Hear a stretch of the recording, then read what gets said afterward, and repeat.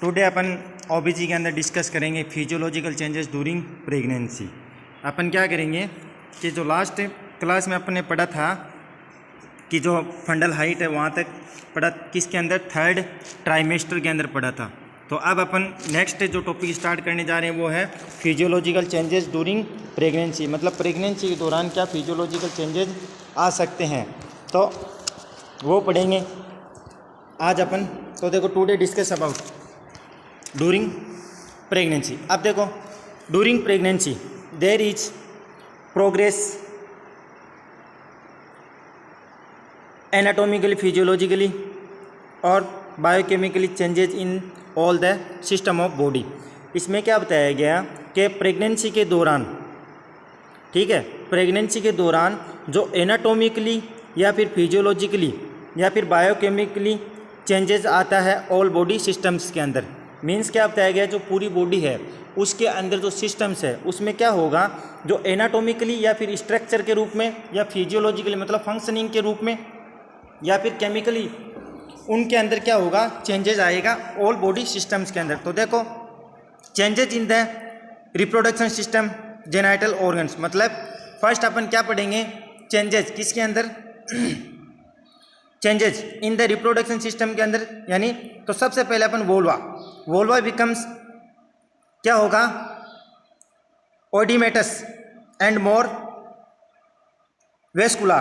तो देखो जो वोल्वा है वो क्या हो जाएगा, oedematous. Oedematous means fluids accumulate and more vascular, vessels आ जाएगी। उसके बाद में लेबिया माइनोरा आर पिगमेंटेड हो जाएगा और हाइपर ट्रोपिस्ट हो जाएगा। तो जो लेबिया माइनोरा है वो क्या हो जाएगा, पिगमेंटेड और हाइपर ट्रोपिड हो जाएगी। उसके बाद में देखो अपन क्या पढ़ेंगे, वेजाइना। तो देखो वेजाइनल वाल बिकम्स क्या हो जाएगी, हाइपरट्रोपिड, ओडिमेटस और मोर वेस्कुलर। तो जो वेजाइनल वाल है वो बिकम क्या हो जाएगी, हाइपरट्रोपिड हो जाएगी और ओडिमेटस हो जाएगी और मोर वेस्कुलर भी हो जाएगी। कौन, जो वेजाइना है। उसके बाद में देखो uterus in non pregnant stage, इसके अंदर तो इसका वेट 16 ग्राम्स और कैपेसिटी 5 to 10 ml। तो यूट्रस है जब नॉन प्रेग्नेंट स्टेट रहती है उसके अंदर इसका वेट 16 ग्राम्स रहता है और कैपेसिटी रहती है इसकी 5 to 10 ml। और इन प्रेग्नेंट स्टेट के अंदर इसका वेट हो जाता है 9 से लेकर 1000, मतलब 900 से लेकर 1000। और कैपेसिटी क्या रहेगी, 500 से लेकर 1000। और लेंथ कितनी हो जाएगी, 35 सेमी। जो यूट्रस है ये नॉन प्रेग्नेंट स्टेट के अंदर तो 60 से 60 gram, capacity 5 to 10 ml। Pregnant state के अंदर 900 से 1000 ग्राम वेट हो जाएगा इसका। और प्रोएक्टिविटी जो क्या रहेगी, 500 से लेकर 1000 ml। और लेंथ कितना हो जाएगा, 35 सेमी तक इसकी लेंथ हो जाएगी। Body of uterus. अब देखो बॉडी ऑफ यूट्रस, इसके अंदर क्या बताया गया कि सबसे पहले there is increase in growth and enlargement of the body of the uterus. मतलब क्या बताया गया कि जो यूट्रस है वो क्या हो जाएगा, इंक्रीज इसकी ग्रोथ हो जाएगी और इनलार्जमेंट ऑफ द बॉडी हो जाएगा, किसका, यूट्रस का। नेक्स्ट बताया कि enlargement of body of uterus affected by charge in muscles, hypertrophy और हाइपरप्लेजिया। मतलब सीधी सी बात ये बताएगी कि इनलार्जमेंट ऑफ द यूट्रस की जो बॉडी है वो क्या हो जाएगी, इनलार्जमेंट हो जाएगी।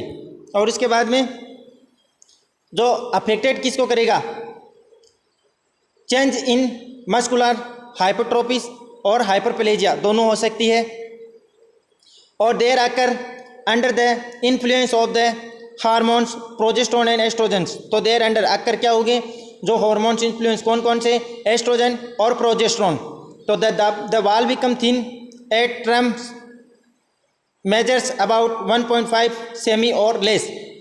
तो जो वाल है वो क्या हो जाएगी, थिनर हो जाएगी 8 ट्रम्स और मेजर्स अबाउट क्या होगा, 1.5 सेमी और लेस। उसके बाद में देखो changes in the uterine shape. अब देखो जो यूटेराइन शेप है उसके अंदर किस तरीके से चेंजेस आएगा वो अपन पढ़ेंगे। फर्स्ट अपन ने क्या पढ़ा था कि भी जो प्रेगनेंसी उसके दौरान क्या क्या चेंजेस हो सकते हैं। तो अपन ने जेनाइटल ऑर्गन्स के अंदर वोल्वा, लेबियम और वेजाइना। सेकेंड थर्ड अपन ने क्या पढ़ा था, यूट्रस। अब फोर्थ अपन ने क्या पढ़ा था, जो बॉडी है यूट्रस की उसमें किस तरीके से चेंजेस आएंगे वो पढ़ा था। अब क्या आएगा कि जो यूट्रस की बॉडी छोड़कर अब अपन देखेंगे change in the uterine shape, जो यूट्राइन की जो शेप है उसके अंदर किस तरीके से चेंज आएगा वो पढ़ेंगे। तो देखो 20 weeks of pregnancy the uterus arise होगा अबाउट प्यूबिस, 8 बिकम्स अपराइट। तो इसमें क्या बताया गया कि जो 8 वीक ऑफ प्रेगनेंसी है तो यूट्रस अराइज होगा अबाउट प्यूबिस ऑफ कब एंड बिकम क्या होगा upright. It is about the arise of grape fruits, मतलब किस तरीके से जो ग्रेप्स का फ्रूट्स होता है उस तरीके से इसकी जो शेप है वो क्या होगी, अराइज होगी। अब इसमें क्या बताया गया कि देखो 8-16 weeks of pregnancy the foetus has growth और enough to put periods on the isthmus that the uterus become more globular in shape। तो देखो इसमें क्या होता है कि 16 वीक ऑफ प्रेगनेंसी है उसके अंदर जो फिटस है वो ग्रोथ इनफ होगी, बट प्रेगनेंसी ऑफ 2 isthmus और दैट यूट्रस क्या होगा, become more globular in shape के अंदर होगा। फिर बताया कि 20 वीक्स ऑफ प्रेगनेंसी है तो यूट्रस बिकम क्या हो जाएगा, स्पेरिकल शेप के अंदर, और फंडस ऑफ यूट्रस में भी क्या हो गया, पाल्पेटेड होगा। और एट जस्ट बिलो द कहाँ पर अम्बिलिकस के भी 20 वीक ऑफ प्रेगनेंसी है तो यूट्रस क्या होगा, स्पेरिकल इन शेप के अंदर हो जाएगा, और फंडस है ना यूट्रस का में भी वो पाल्पेटेड होगा। कहाँ पर, at just below the umbilicus के जस्ट बिलो, यानी अम्बिलिकस के जस्ट नीचे की तरफ अपन को क्या होगा, ये फील होगा पाल्पेटेड। उसके बाद में देखो इसमें बताया गया कि 30 वीक्स ऑफ प्रेगनेंसी तो lower uterine segment can be identify the fundus can be palpitate mid and between the umbilicus and way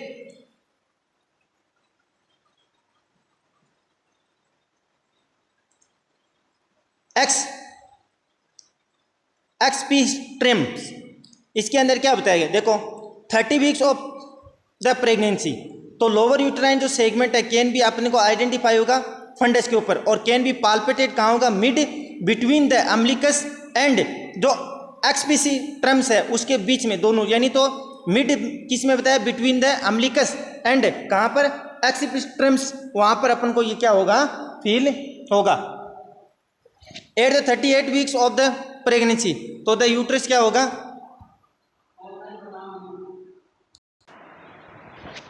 at the 38 weeks of the pregnancy तो देखो द यूट्रस है वो क्या होगा, reaches the level of the xiphisternum. तो यानी 38 weeks of pregnancy है उस समय अपन को जो फीटस है वो कहाँ पर फील होगा, एक्सिबिस्ट्रम्स के ऊपर। अब देखो lengthening reduce in fundal height तो may be occur at end of pregnancy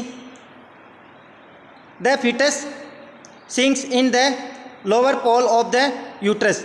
तो अब देखो क्या बताया, लीडिंग्स मीन्स क्या होगा कि जो रेड्यूस इन फंडल हाइट तो may occur at end of pregnancy about the foetus और sits in the lower pole of the uterus. जो लोअर पोल होता है ना यूट्रस का, वहाँ पर अपन को क्या होगा, यूट्रस फील होगा।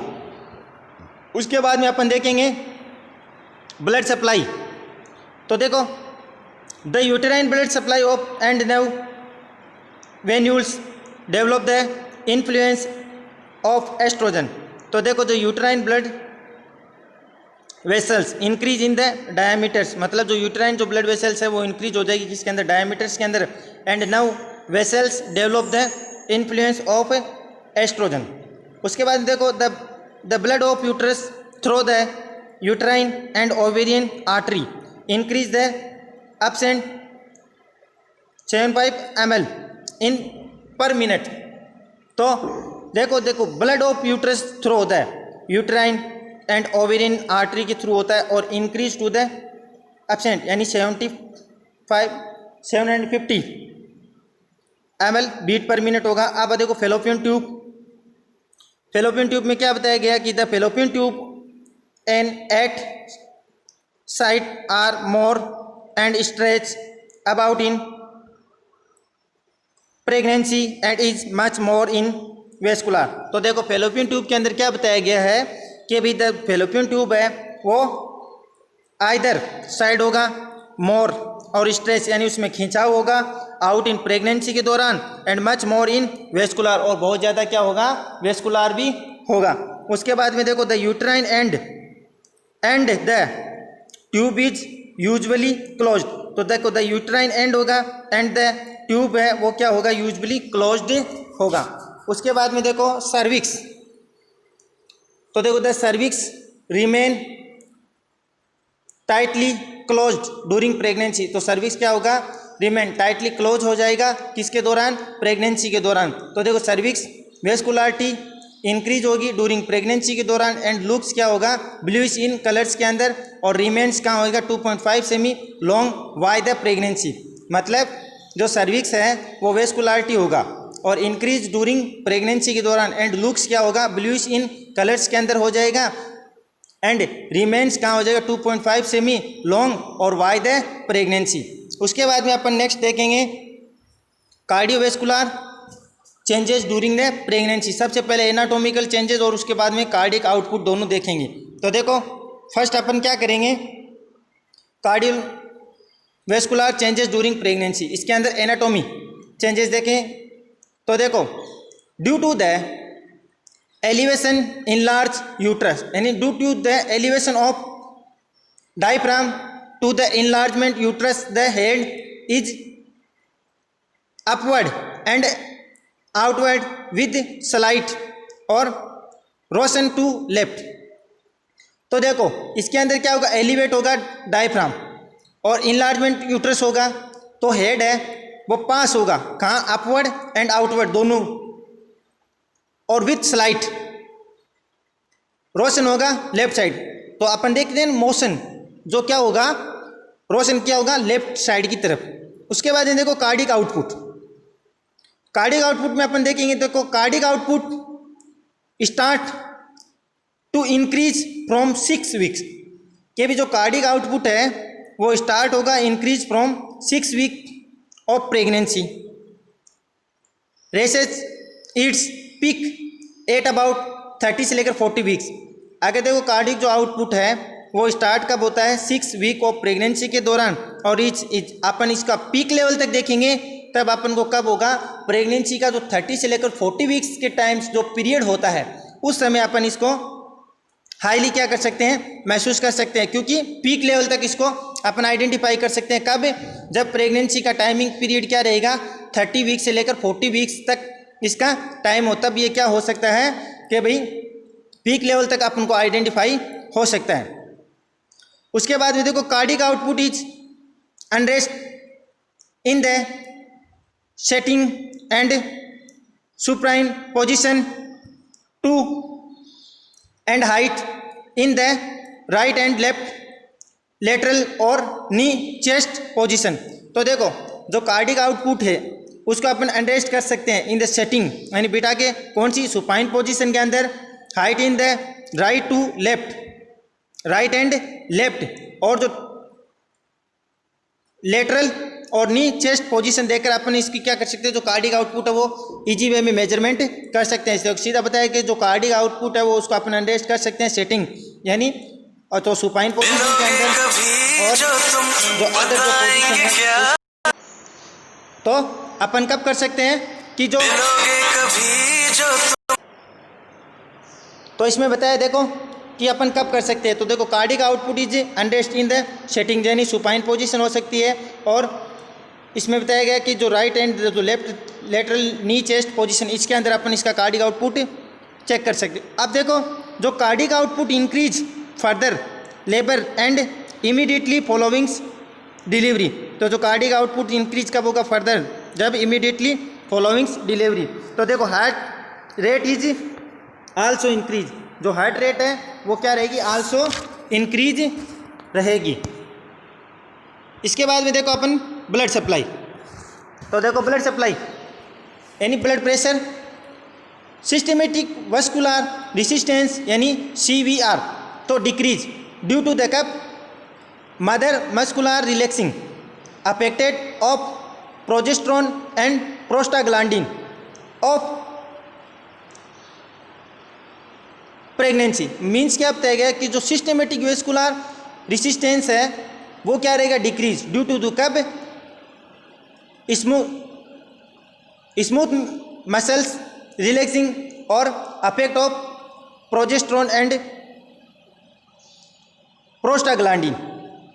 अब देखो the large increase cardiac output the